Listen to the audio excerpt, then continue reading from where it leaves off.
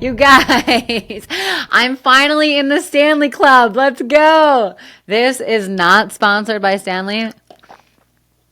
But dang, I was like, what's with these yoga chicks and these Stanley Cups? And then I got gifted this by Chalene Johnson at her event last week. And I'm like, I know what these yoga chicks are talking about now. Like, this is legitimately the best. This is the whole podcast. I'm just going to be drinking this in your face for those of you guys who are watching the video. If you're not watching the video, you should on YouTube. That's where it is. Actually, maybe even Spotify now. I think we do that too. Anyways, welcome back to the podcast. What's up, you guys? Oh, okay. So I got some like excitement in my body at the moment for so many reasons, but let's just be honest. The realest of real reasons why I feel champagne bubble excitement is because at 2 a.m. tonight, I am going snowboarding. It is the final weekend of the season. So I'm so excited, but I know Saturday I'm going to be so depressed that I have to wait for so long. You know, I've actually thought about, like, in Australia, the seasons are shifted. I think that's like God's way of making sure snowboarders are not depressed for 8 months out of the year, because if you live in California, you really don't get to snowboard that often. So maybe the next episode I'll be streaming live from Australia. You never know. Crazier things have happened in my life, okay? Crazier things have happened. Okay, so I first want to share with you guys, I created a little... It's not that little. It's a 45-minute experience that I taught live, actually, virtually in front of thousands of people. And I was speaking directly to coaches and leaders all about breathwork and niching down in the breathwork industry and becoming a breathwork facilitator, and just the potential of being a breathwork facilitator. And this masterclass is so good. It's really on how to grow your income, how to grow your impact, how to grow your freedom and experience more freedom. So if you are somebody who wants to step into teaching breathwork and making that your career and either adding it onto your existing coaching business, or you're someone who's like, you know what? I'm just tired of working at State Farm Insurance. I'm just tired of my corporate job. I want to do something that actually lights me up from the inside out, and you feel that inner pull to do that, then head on over to pausebreathwork.com/masterclass, pausebreathwork.com/masterclass. I'll also put it in the show notes of this podcast as well. You can check that out. It'll be worth your time. Let me just say that. It'll be worth your time if you're somebody who wants to step in and do that. I feel, well, first of all, I got some new swag. This is going to be available for you to buy soon. It says "You Are the Drug." The reason why you can't buy it right now is because it's missing the back logo that's supposed to say pause. We missed that. So you can't buy it yet, but it's coming. And I was actually walking on my street today, and 2 people stopped me and said, "What does that mean?" And I got to say, well, let me tell you, you are the drug. It means for every point of suffering you have in your body, you have the antidote. We can feel amazing through the energy that lives in our body. You know, and I know that's a little bit of like an elusive thing to say, but what I mean is God gave us this insane ability to feel our emotions, right? And we were not taught to do that. But there is a textbook somewhere that we all forgot to read, or maybe it doesn't exist and we have to figure this out on our own. But the textbook says something like this: feel your emotions, and then it'll be turned into life force. That's pretty much what the book says. We don't have to read anymore, right? It's like, feel your emotions, and when we do that, our emotions will then be transferred into life force, right? Energy doesn't just disappear, it changes form. And we are the alchemists.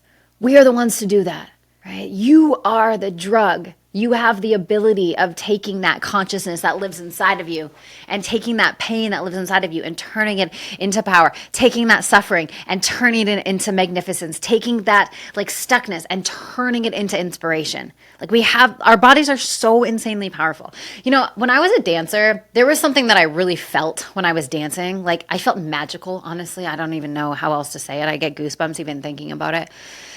But when I was on a stage, and I'm like, what I was doing actually was I was somatically healing. I was somatically healing through dancing.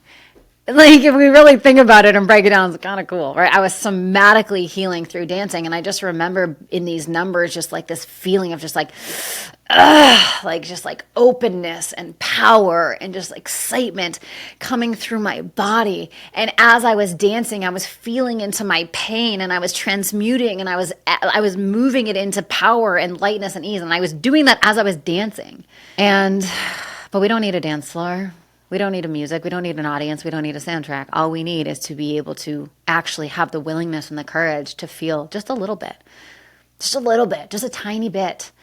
It's like we live in a culture that is so good at putting Band-Aids on bullet wounds. We're so good at shove it down, whatever. I don't even know what to say. Shove it down, toss it away, scroll over it, put some wine over it, put some other stuff. I don't know. We're so good at that. But what if we stopped being good at that and we just got good at feeling? And that little unplanned rant that I was just on leads me to this more planned rant that I'm about to go on, talking about burnout. I have been in awe, I think, or what even is it? It's surprised. I'm not surprised.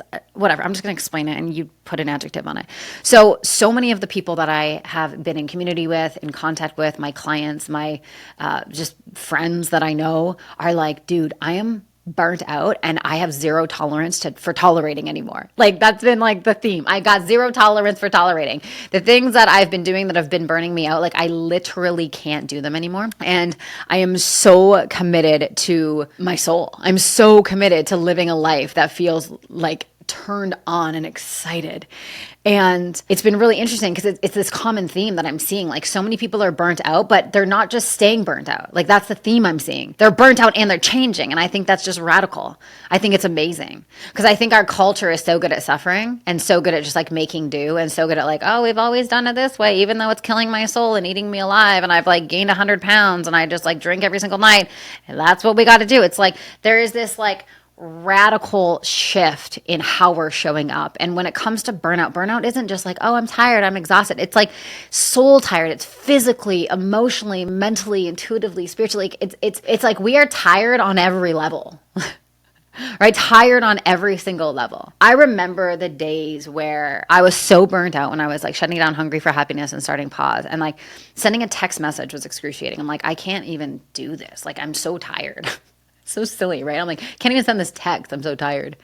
It's this soul level exhaustion of your everything in you is stop living like this. Stop doing it like this. It's enough. It's enough. And it's this, there's this depersonalization almost that happens. There's this almost a numbness that comes over. And it's we're going through the motions. We're listening to the things. We're showing up. We're doing what we're doing. We're drinking our Stanley Cups. I swear this is not sponsored by Stanley. But there's this numbness, and even what's interesting is I work with a few VIP clients who are extremely accomplished in their life. And if you look at their life from the outside, you're that's so gangster.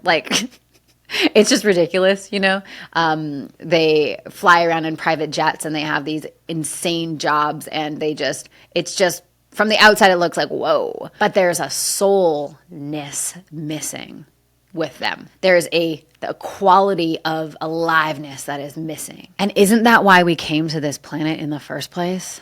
Did we come to pay bills and die? No. Did we come to fly around in private jets and feel dead inside? No. Did we come to live underneath our potential? No. Did we no, we didn't. We came here to live out this fantastic, beautiful, inspired, amazing, alive life, moment by moment, day by day. That is why we came here.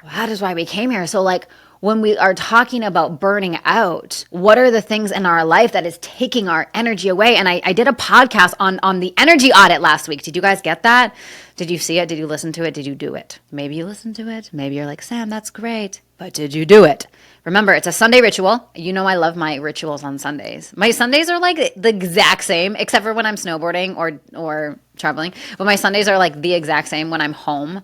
It's I wake up, I go in the sauna, I go in the cold plunge, I do my meditation, I do my breath work, I go to church with Eric. Then we go to the farmer's market. Then we do our coffee date. Him and I do our little coffee date. For those of you who want to learn about that, send me a message on Instagram. Or episode 201, we do a breakdown of our coffee date. I can't remember the other episode. It's like 3 something, maybe like 302. Don't quote me on that. And then after that, then rituals. Self-rituals, and doing an energy audit is one of those self-rituals, okay? I did a whole thing on it last week if you want to listen to it, but basically, what is giving me energy, what is taking energy away? Because when it comes to burnout, y'all, it's just like, get rid of the stuff that is draining you. Get rid of the stuff that doesn't make you feel alive. And it's not about getting rid of the hard stuff. It's not like I'm going to make my life so easy. That's not it. Because honestly, some of the things that are the quote-unquote hardest in my life actually make me feel alive. But I'm talking about like the soul-sucking, numb-minding, like shit that you have to deal with every single day or whatever. How can we get rid of some of that? How can you allow your nervous system to have a little bit more energy? Like that's really, really, really what we're talking about here. Right? Because being burnt out shows up in so many different ways. Like physically, it's like the muscle tension, the headaches, the like insomnia, the weak immune system, right? That's how it shows up in a like physical sense. And then we have emotional, right? It's like anxiety, depression, like fatigue, irritability, like we're disconnected from joy. Yeah. And then we have our mind, which is just like difficulty concentrating, memory issues, just negative self-talk. We have got a loss of creativity. And then spiritually, it's like this feeling of just like numbness, like loss of purpose. Does God even exist? Right? It's like feeling disconnected from your values, your essence, your joy. And so little by little, when we begin to reclaim little things that have contributed to our burnout, and what I find really interesting as well is like we feel burnt out and then we do things that contribute to the burnout. Okay, so what I mean by that is like we feel burnt out. So then we grab our phone and we scroll and scroll and scroll, which contributes to the mental numbness and the checking out and the just fogginess, and it contributes to that. And so how do we activate our aliveness in every single moment? How do we allow ourselves to feel that felt sense of like I'm going to make a change. And let me tell you, here's the first step in how we do this. Well, actually, I'm going to give you like even the pre-step to the step. The pre-step to the step is 30 seconds of breath work. You know, I love me my 30-second reset. Okay, we're going to do it together right now, okay? We're going to do it together. So for those of you who are not yet on the Pause Breathwork app, by the way, if you're not on the Pause Breathwork app, what are you doing? Go get on the Pause Breathwork app. It's Breathwork on demand. This track I'm doing right now is not on the app, but I'm going to put a link to the trial for the app. If you're not yet on the app, get your booty on the app. It's literally Breathwork on demand, feeling alive on demand. Go get it, go get it, go get it. I'll put it in the show notes. So take your left hand, place your left hand on your belly. Take your right hand, place your right hand on your chest. Okay, we're going to breathe into the belly, up into the chest, out through the mouth.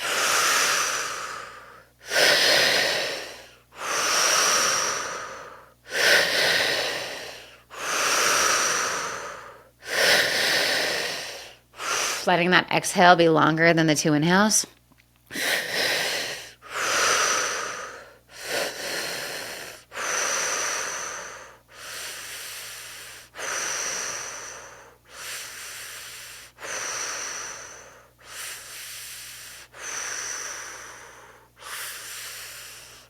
Now taking a deep breath in, hold at the top,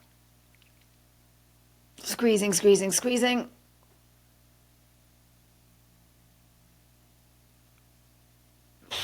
Letting go. Okay, so this is the first step. We just want a little energy shift. There we go. There we go. Do you feel that? Just bringing a little bit more energy into the body. How good does that feel? All right, just energizing the body, bringing that energy in. Then, an identity shift, guys. This is where it starts. Who do I have to be to not allow myself to just get in that state of burnout constantly? Who do I have to be to do that, to be that? What do I have to choose? What do I have to choose? Like, I'm not choosing that anymore. I'm not going to be burnt out anymore. That's not my story anymore. That's not what I'm signing up for anymore. Nope. Right? And the identity could be, I am somebody who takes care of my body. I am somebody who prioritizes my energy. I am someone who loves themselves fiercely, right? There is a radical shift in identity that we need to embody before the behavior turns, right? It's like that's how we do behavior change. It's we decide in advance. I'm deciding in advance that this is going to work. I am this. I am this. I am healthy. I am an athlete. I am this. I am this. I am this. And when we have that radical shift in identity, the behaviors actually become so much easier. If we try and change our behaviors without changing our identity first, we're gonna lose ourselves. Like Eminem, lose yourself in the music. Can you play that song right here? Lose yourself in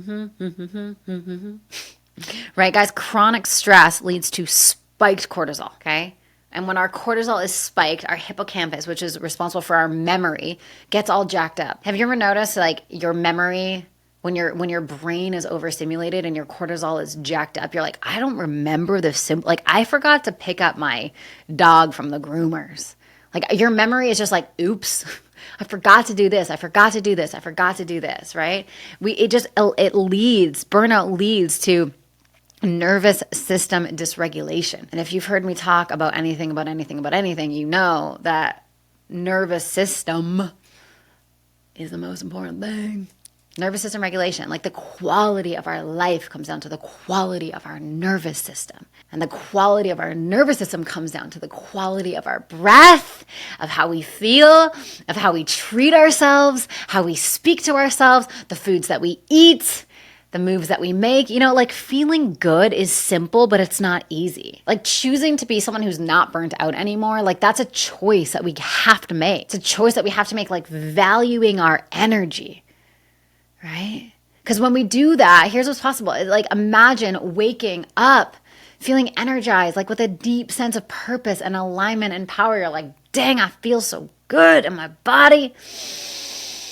Feel so good in my bones and my body. Like how freaking awesome is that? Like that's the story. That's the narrative. That's what we get to do. And then everything we do from that place is creative. It's inspired. You're thriving. You're not just surviving. When we're in burnout, we're like surviving. We're like, is it bedtime yet? I literally remember those times in my life where I'm like, yo, is it bedtime? Because I'm done. I don't want to do this anymore. I'm done. Like, and then I would go to bed. This is so sad, but it's so true. And it's just where I was during this time in my life. So YOLO. I would be so excited to go to bed so that my thoughts would shut off and I would just like stop feeling burnt out. And then I was so excited. I'm like, I get coffee in the morning. Like I would go to bed. Actually, let's be honest. I still get excited about coffee in the morning, but I don't go to bed wanting to go to bed. Now I'm like, oh my God, it's 8:30. It's time to go to bed. Well, oh my God, Eric and I go to bed so early, but 8:30 is like when I start to think about going to bed. And then, about 9:30 is when we actually go to bed ish. I like to go to bed really early. I don't know. I like when I see my sleep score on Oura Ring and it's like at 94, I'm like, savor the freaking day because we're going to have kids soon. And that sleep score is going to be like negative 94, right, moms? This is what I'm told. You throw away your sleep score is like, goodbye. Like it was so fun when we used to sleep. Now we don't anymore. Anyway, sleep while you can, I suppose, right? Before you have kids, is this what I'm told? So not only do we have the identity shift, but it's like, what's the vision? What's the vision? What do I desire, right? Being now in this phase, I have such a low tolerance for doing things that don't light me up. And when people used to say this and I was in a burnt out phase, I'm like, F you. So for those of you, I love you so much. For those of you listening, like, I get it. I get it. Like, it can feel so frustrating when we're in that place of burnout of like, I don't see any other way. But I promise you, there's little tiny things that you can do in order to bring more energy into your body, right? Like, take 5. Just freaking take 5. 5 minutes of breath work, 5 minutes of walking with your feet on the ground, 5 minutes of just honestly staring at a wall. Like, there was times when I was burnt out where I would just look at a wall and I'm like, just save me, wall. Like, I would just literally stare at a wall and do nothing. I know that sounds so sad, but it really actually did help. So try it if you're feeling burnt out. A little bit of movement, a little bit of meditation, a little bit of just like something to like get into the body and just like feel alive. It's so powerful. So powerful. Know how to manage that stress in real time and realize that, coming back to this hat, You are the drug. You are the drug. You don't have to just get through and white knuckle and grip through. You have tools. I'm giving you tools. Like, use the breath work, use the visualization, shift your identity, do the 30-second reset, go outside in the sunshine, call a friend, send a gratitude text, listen to a song, move your body. Like, there's so many things that we can do, because what the body needs, guys, is it just needs to feel a little bit of that parasympathetic nervous system feel, like that, a little bit of the rest and digest. We got to get ourselves there. I love you. Thank you so much for tuning in to another episode of the Can't Be Contained podcast. Yo, it would mean so much to me, and it really, really, really, really, really helps if wherever you're watching this podcast, you like, subscribe, and just let the algorithm know that the content that I'm feeding you is good. You guys, I can't even tell you how much it helps. It helps so much. So if you're listening to this and you're not yet subscribed to the podcast, subscribe to our YouTube channel, or you're following this show, it would mean the world to me if you could do that. It just, like, honestly helps the algorithm. I know we live in a weird world, but it just helps so much get the show out there more. So thank you from the bottom of my heart. Thank you, thank you, thank you. And I will see you next week for another juicy solo episode. We'll see you then. Bye, guys. Can't be contained.